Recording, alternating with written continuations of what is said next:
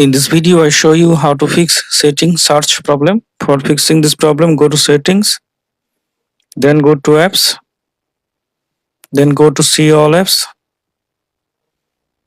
Now click on three dot, then click on show system. Scroll down, find out settings.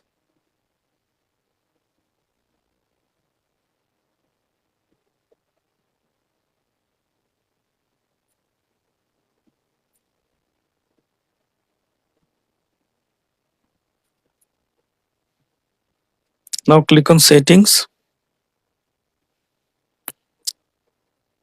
Now click on storage and cache. Then click on clear cache. Then click on clear storage. Then delete. Now open settings again. Then go to apps. Then go to see all apps. Now tap on three dot. Now tap on reset app preference. Now tap on reset apps. Now restart your phone. After restart your phone, now open settings, then search settings. Now I hope that you fix setting search problem.